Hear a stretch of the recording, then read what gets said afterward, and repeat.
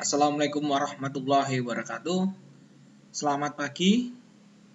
Alhamdulillah kita bisa berjumpa kembali di hari yang indah ini. Hari ini adalah mata pelajaran pengelolaan bengkel sepeda motor dengan judul materi faktor-faktor keberhasilan bengkel. Yang sekarang kita telah menjalani pertemuan keempat di masa daring. Baik, lanjut ke materi. Adapun nanti kita akan membahas beberapa tema, subtema ya. Di daftar isi ini nanti ada pengertian faktor. Lalu yang kedua adalah macam-macam dari faktor tersendiri. Pertama kita akan membahas tentang pengertian faktor.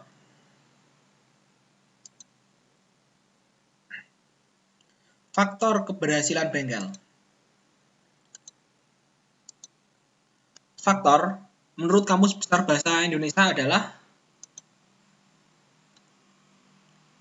suatu hal, keadaan peristiwa yang ikut menyebabkan, mempengaruhi terjadinya sesuatu. Jadi kalau kita lihat dari Kamus Besar Bahasa Indonesia atau KBBI, istilah faktor artinya adalah suatu hal, keadaan peristiwa yang dapat menyebabkan ataupun mempengaruhi terjadinya sesuatu. Lalu kalau arti dari KBBI ini kita kaitkan dengan pengertian faktor-faktor keberhasilan bengkel, definisinya adalah sebagai berikut. Hal-hal, keadaan, dan peristiwa yang dapat atau ikut mempengaruhi serta menyebabkan keberhasilannya suatu bengkel otomotif. Itu adalah definisi dari pengertian faktor-faktor keberhasilan bengkel.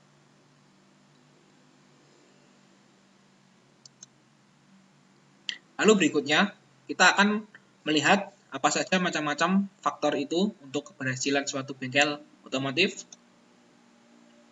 Ya, faktor-faktor keberhasilan bengkel otomotif ada dua. Yang pertama adalah faktor internal, lalu yang ketiga adalah faktor eksternal. Kita akan membahas satu persatu. Yang pertama kita akan bahas adalah faktor internal.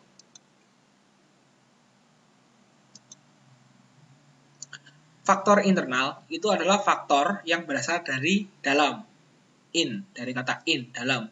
Jadi faktor-faktor yang dipengaruhi dari kondisi dalam bengkel tersebut. Adapun macam-macamnya, pertama adalah kualitas pekerjaan. Jadi salah satu faktor internal itu adalah kualitas pekerjaan. Artinya faktor tersebut dilihat dari bagaimana mekanik bekerja, bagaimana sistem bengkel itu bekerja, sehingga menghasilkan suatu pekerjaan yang dinamis dan baik. Itu adalah faktor dari kualitas pekerjaan. Yang kedua adalah waktu pengerjaan. Waktu pengerjaan juga termasuk dari faktor internal. Di sini kita dapat lihat bahwa waktu pengerjaan adalah salah satu faktor yang penting juga di internal. Karena waktu pengerjaan ini juga akan mempengaruhi bagaimana efisiensi serta kualitas pekerjaan kita. Jika waktunya pendek dan cepat dalam kita menangani suatu masalah sepeda motor, otomatis bengkel tersebut pun juga akan bisa ramai karena memerlukan waktu pengerjaan yang singkat dalam suatu proses servis sepeda motor. Lalu yang ketiga, faktor internal berikutnya adalah ongkos jasa atau biaya servis. Ini salah satu faktor internal yang sangat besar. Karena konsumen itu selalu membandingkan antara bengkel 1, 2, 3, dan selanjutnya. Mayoritas kalau jasanya baik, otomatis ongkos jasa itu juga akan berpengaruh. Jika ongkos jasanya murah, dengan pengerjaan yang baik, kualitas pekerjaan yang baik, waktu pekerjaan yang singkat, otomatis bengkel itu juga akan ramai, sehingga ongkos jasa pun juga bisa semakin meningkat, karena kualitas serta waktu pengerjaan yang baik juga.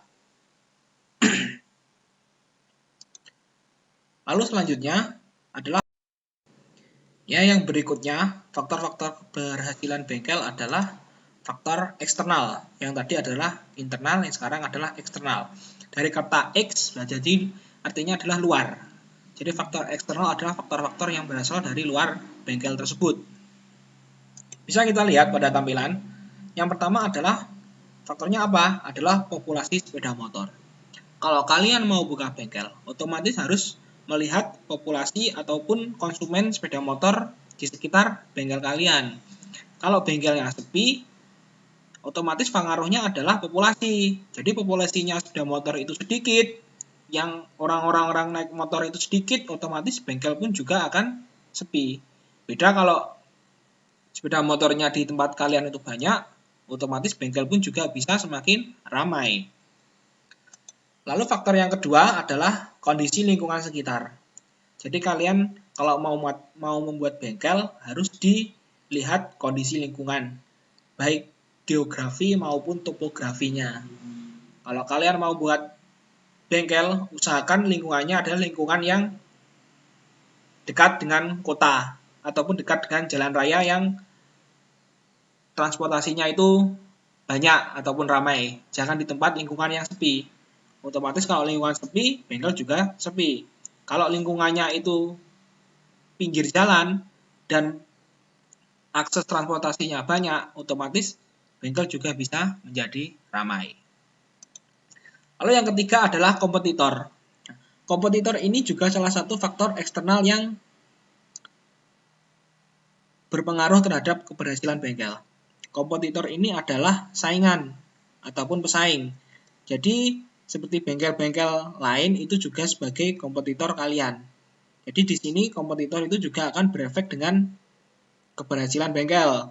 Kalau kalian buat bengkel dekat dengan bengkel lain, otomatis itu akan sebagai kompetisi.